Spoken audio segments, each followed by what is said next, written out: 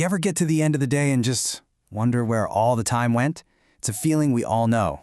Well, in this explainer, we're jumping into a fantastic article by Royal Bloom to pull out 6 battle-tested strategies that'll help you get control back, not just over your day, but over your time itself.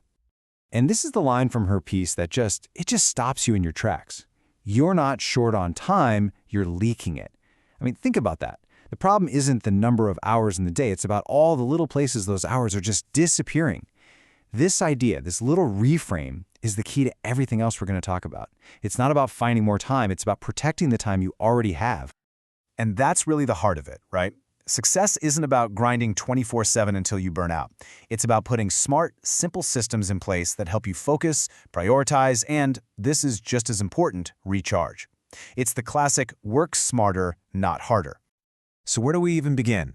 We start with the daily grind. Let's open up the toolkit and look at a few strategies designed to bring some serious clarity and structure to your day, helping you win the day, well, every single day. Okay, this first strategy is an absolute game changer. It's called timeboxing, and it's built to fight something called Parkinson's law. You know the idea. Work just magically expands to fill whatever time you give it. This simple concept puts a stop to that. So how does it actually work in practice? Well, instead of a vague goal like work on the presentation, you give it a very strict container, a box of time. So from 10 to 10:45, your one and only job is to write that outline. And when that timer dings, you're done. You move on, even if it doesn't feel perfect. That's it. So why is this so effective? By creating that artificial deadline, that little box, you instantly create a sense of urgency. It forces you to make decisions quickly and not get bogged down in tiny, unimportant details.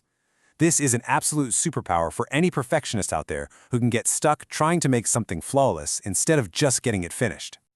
Okay, maybe timeboxing sounds a little too intense for you. No worries. Here are 2 other incredible methods for just making a simple to-do list. They look really similar on the surface, but they're for slightly different kinds of days.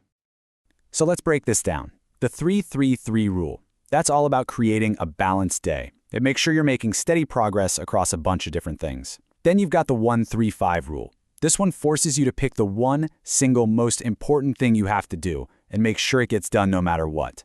So you got to ask yourself, do you need a day of balance or do you need a day of maximum impact? All right, we've got the daily stuff down, but how do we connect all those small daily actions to the really big long-term goals? This next set of strategies is all about shifting from just being busy to actually making real, tangible progress on the stuff that truly matters. So this next one was actually developed by the creative platform Behance, and it's designed to solve a problem I think we've all had, having a million great ideas, but no clear way to actually make any of them happen. And it's beautifully simple. For any project, any meeting, any brainstorm, you just break it all down into these 3 buckets. You've got your action steps, the literal to-do list, your references, all the files and links you need, and the back burner, all those other great ideas that you can't get to right now. It's genius because it stops good ideas from turning into distractions. The real magic here is that it gives every single idea a proper home. Nothing gets lost, but your focus stays locked on the action steps. It is the perfect system to pull out when you're feeling totally overwhelmed by possibilities, but you just can't seem to push any of them forward. All right, if long-term focus is your struggle, this next strategy is one of the most powerful and just brutally simple systems I've ever seen.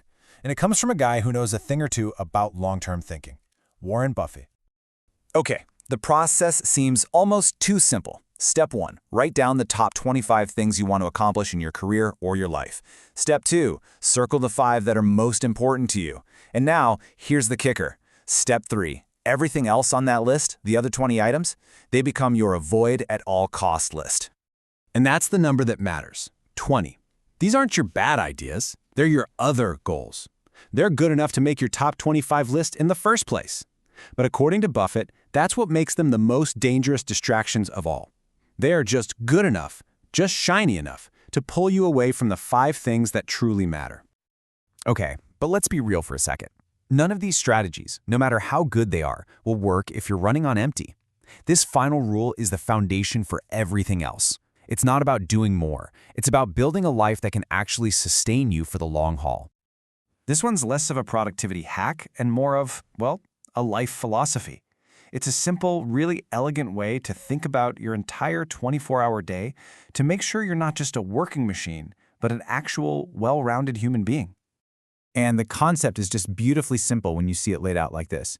You split your 24 hours into 3 equal, non-negotiable blocks. You get 8 hours for work, 8 hours for your personal life, that's family, friends, hobbies, learning, and a full 8 hours for rest. And yes, that includes sleep. What this really does is force you to set hard boundaries.